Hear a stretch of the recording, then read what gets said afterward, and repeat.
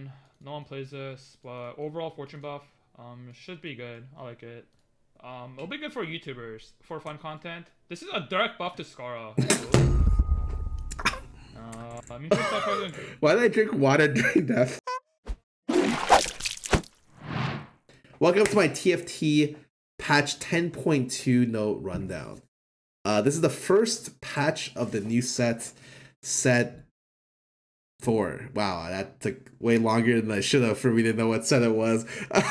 Anyways, let's go read what it says. Welcome, chalk lovers, I guess everyone else too. We're one patch into TFT Fates, and overall, we like where we started with the set. Looking at general balance, the theme of this patch is more buffs and fewer nerfs. Many of the underperforming tier 1 and 2 champions are getting buffs this patch. Great, really good idea. While others like Xin Zhao and Jinx are getting the spell interactions smoothed out so they can work properly with items. You should also keep an eye on fortune this patch. While so far it's proved to be more of a trick than treat in its unique risk reward proposition, you should be find more champion matches, even items in your fortune drops.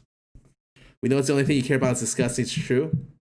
Perhaps the most impactful shift will be the reduction of the 4 cost champions at 8. Partially due to the chosen mechanic and reroll changes, the tier 4 champions are currently too easy to get 3 stars currently at the current power level. I like that. It's true. However, we still want those champions to remain game changing at 3 stars, so instead of nerfing the champions themselves, we're making them more difficult to start by decreasing the rate at which they show up in their shop at level 8. We're also adding more functionality. The combat system recap, you'll be able to see both shielding and healing in addition to damage after each round. This is really nice. The shielding and healing. Whoever did that UI change that's a thumbs up. Okay, let's talk a little bit about Fates. I like Fates a lot. I think it has potential to be the best set ever. Part of it is because when I think of a good, healthy meta, I think of a meta where you can play a lot of different comps at the same time, and they're all somewhat viable. And usually, like, the viability relies on you getting like perfect items or perfect units, whether they're 2 or 3 star units. But that's whatever. Like, that doesn't matter as much as the possibility that they are viable. And I think that this set has a really good I guess mechanic in Chosen, in the sense that since Chosen is 3 of one kind, you can get a lot of 3 stars of a lot of different units. And in fact, that's a big problem right now because you get 3-star Riven a little too much. I'm assuming this is where this is talking about a lot. 3-star Riven, 3-star Ashe. And I think that disregarding the outliers, like at the level 8 situation, it's also much more fun to just 3-star units. So when I'm trying to introduce a new TFT set to players and they're like, their favorite champion is Aphelios and they want to 3-star him, and sometimes like you don't want to 3-star and just feel like bad, or like you just can't 3-star it because you don't get as many units as you do in every game. I find that Chosen it's really nice, especially for players to find a way to pivot, and it's like a good marker for a pivot as well as a good marker for like a potential 3-star. So it helps a lot of, like, I guess, general casual players be able to find more enjoyment in the game. I think that matters a lot, like a shitload. Personally speaking, I think that this is one of the most balanced set releases in a while. Outside of, I guess, Duelist and Divine, which are underperforming, minus maybe like Chosen Yasuo perfect items. Both of those traits I think need buffs, but many of the other compositions are doing fairly well, and some doing too well, like for Spirit. Anyways, let's just keep reading. Highlights, the buff change. You know what? I'm not even gonna look at this because we're gonna read it all anyways. The combat UI will have block damage, shields, healing your team. Remove 5 seconds of playing stage per round for each set, so it's gonna be a little bit shorter. Aided by a chosen mechanic, we're seeing tier 4 champions 3 stars too frequently. The probability goes down by 5%. What goes? Oh my god, the 2 cost is 25. Is 25. You know what? That doesn't matter. You still roll at 7 because it goes from 35 to 25. Okay. So obviously, I think this is a good thing. I definitely think this is something they needed to do because I was seeing too many 3-star Ashes, 3-star Rivens. I saw 3-star Warwigs. I personally made all of those before, except for the 3-star Riven. I made a 3-star Jhin. I made so many 3 stars to set. It's like fucking mind-boggling, especially at the tier 4 champion route. I think that is a smart change, something they're gonna have to do. This might result in more people rolling at 7 though, because a lot of times people go to 8 to find 2-star 8 cost, or 2-star 4 cost units. But it might just lead to more people rolling at 7 to find the 2-star 4 cost, which is not, I would say, ideal in a lot of situations, but To be honest, it probably won't. It probably won't lead to that as much as I might think. But overall, good change. Traits. I think three cultists is too strong. They obviously agree with me. They nerfed both the three cultists, both the damage and the health, which I think is a big deal. The damage, especially, he autos for a lot early, especially because it splashes. Dust ended up going from 2020 50 to 2020 40 in team power, and individual power. The 6 dust goes down a little bit. I think that's reasonable. Keeper shield goes up at 400 at 6. I think Keeper is pretty good. I just don't like Keeper because it's half of old Rebel buff, but it's very powerful when you put it in, especially early. So I have no problem with its actual power. I just have a problem with its actual like in-game use. I don't think it's very interesting. But its effectiveness can't be denied. Mage power goes from 80 to 110, 110, so you splash 3 a little bit more. You've been seeing a lot of mages, especially Ari, being played with no mage. And I think they're trying to make at least 3 mage more incentivizing, because if you're playing Ari and you get Lilia, which is the 5 cost mage, you should at least in a little bit think about going 3 mages. I think currently you don't, unless you're playing some sort of Dusk Mage combination. But maybe now you might think about a little bit more. Spirit attack speed goes down by 10%. I don't think this will change anything about Spirit comps. Spirit comps right now are insane. 4 Spirit comps are adding, I think, 160% attack speed. This might lower it to like 140. Oh, honestly, that's a pretty significant hit. I do think that a lot of the spirit power comes in like the GA Ari in particular, and I think that if you can't hit Giari and your team goes off a little bit slower, then Force Spirit becomes a little bit weaker as well as the actual nerf on top. I'm thinking this may not be a big enough nerf for Force Spirit, but I don't want to say that too quickly. Force Spirit is pushing a lot of attack speed for your team, way more than I originally thought it would be, because it's viable in 3 late game comps right now: Zed, Aphelios, and Vanguard. I guess you can kind of splash into anything. Vanguard Mystic. So it's definitely something to keep your eye on when Force Spirit's enabling so many things. I actually think the best late game comp in the game right now is Force Spirit, potentially Force Spirit into Legendaries. That comp has just been way too expensive to ever build. Oh yeah, Sharpshooters as well. That's true. So it's viable in like so many comps because Force Spirit's just nuts. Fortune, we increased the approximate gold value of Fortune 3 at all levels, remove the all gold option at higher levels of loss. Oh, really? You can no longer get all gold? That's really nice. Especially can also drops from 5+ losses, so you can get 5. Average 0 loss is 3 gold a round. That's so big. 1 loss is 6 gold. 2 losses 11 gold. Wow. What, they buffed 9 losses is 70 gold? They buffed Fortune by so much.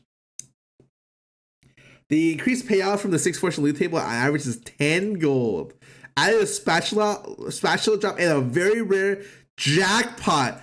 Oh, this is just says streamer all over it. I gotta go for the jackpot, dude. We're in Vegas. We're hitting that fucking Fortune 6 every time. I don't even know what this means, but I'm really interested to see what it is. This is the YouTuber right here.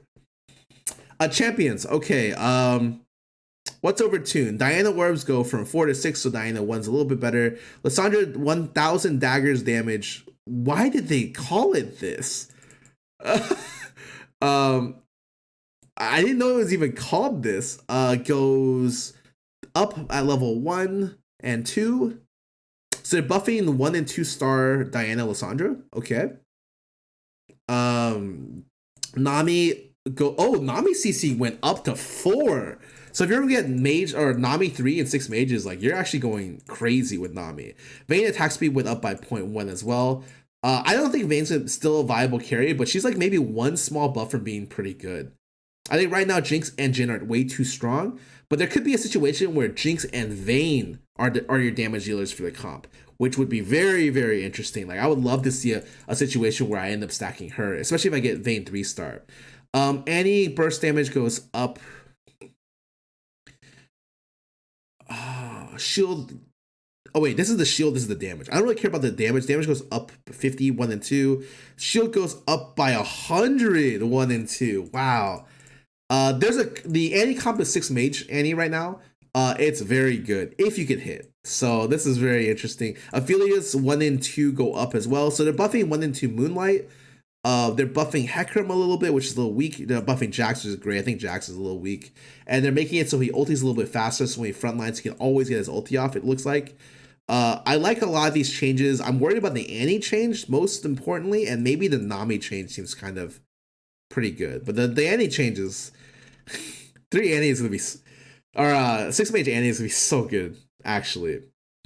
I was a little bit worried they would over buff Moonlight, because right now Moonlight Spirit is really popular, and Moonlight Brawler is pretty good too. But they didn't end up doing that. It was just entirely a Moonlight 1 and 2 buff, which is that's a thumbs up. I think 1 and 2 are a little bit weak. I'm okay with that.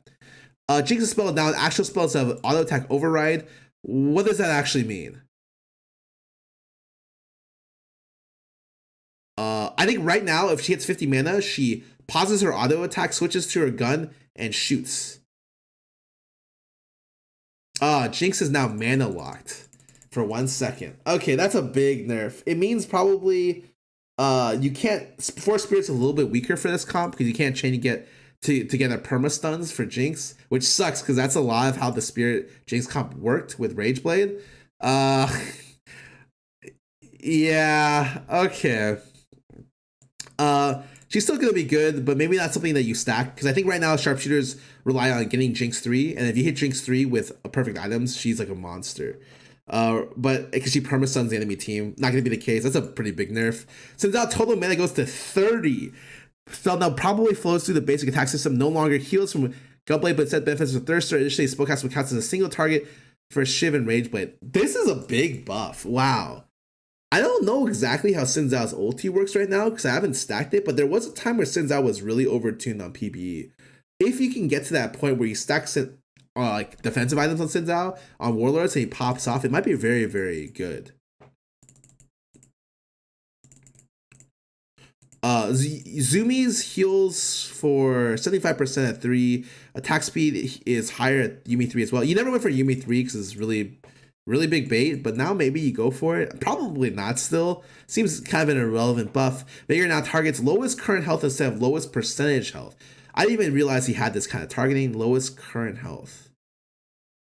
It means... Oh, it means if you get a brawler to half life, you can actually target a backline unit instead of a frontline unit. Might be interesting. I think it's good because he has potential to target backline, especially if you're playing against, like, I guess, brawler comps. It's really interesting. Veigar Dark Blossom goes up. Veigar 3 got nerfed by 150 damage, and the AP gain got nerfed by this. But he got a better targeting system. I think this kind of sucks a little bit. I saw Veigar 3 being played a little bit on the current patch. I think he's very unique.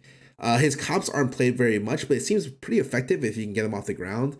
I definitely think he'll still be fairly effective. I think this targeting change actually matters.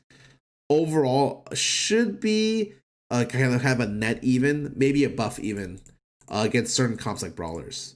Riven Sweeping Strikes, they just nerfed her tier 3 Riven. I didn't think tier 2 Riven was that good right now because I think aphelios just shreds Riven into pieces at the moment. So do a bunch of other comps. Unless she has Declaw Bramble, she tends to be overrun right now. I think before, when the set first launched, people were running like Sunfire on her with like Death Cap and getting away with a lot of different things. And nowadays, it's like if your Riven isn't like really well itemized going to stage 5, sometimes she can get torn apart pretty easily, which is fine. Like that's okay. So I'm glad they didn't nerf Riven and they just nerfed her Riven 3, which is I think the best 4-star unit in the game. So I don't mind that nerf at all. Shen armor went up. Shen is actually bad. Like, he is such a bad unit. You compare him. The reason why he's a bad unit, I feel, is because you get one taunt off sometimes, and he gets a shield, and then before the shield disappears, the shield is a flat amount, but the shield disappears within 4 seconds. And sometimes it dies, or I would say the shield disappears and then he dies after. It's especially true for Shen 3, so you never went for Shen 3 beforehand. I think if you're solo taking, the duration doesn't matter as much. I would have liked to see another second duration onto Shen 2, though. That way, if you stack him with a lot of defensive items, especially late game, he can get like a really, really big shield. I do think buffing the armor and the total mana and the duration at 3 means that you can potentially go Shen 3 and it's not that bad. Thank God, because Shen 3 was never a possibility because the actual shield amount was so high, you'd never get rid of it before the duration ended. So I think these are huge buffs for Shen, and he might match very well with Cassio. Currently, Cassio's AoE CC, generally speaking, is a better alternative, but I think Shen's looking a lot better now. Lee Sin total mana goes down to 40, which is crazy. I think one of Lee Sin's problems is that he has a big charge up. Like when he does his ulti, he goes back and then punches you, and then he goes back and then punches you. And so sometimes even when you're scaling up his attack speed a lot or scaling up his mana a lot, he sometimes feels kind of bad to use. But the thing is, his ulti is so strong. He can just send the guy off the map and kill him, right? So it's hard to balance. They lowered the mana cost, and I think that he is like a better unit. I think Set having his total mana nerfed, Set was such a problem. Set and Kayn were two humongous 5 cost like hard carries. And Yone and Lee Sin were too weak. So I'm really happy to see Yone and Lee Sin get buffed here. Especially Yone feels relatively weak at the moment, as with Duelists being weak as well. And then they ended up just buffing.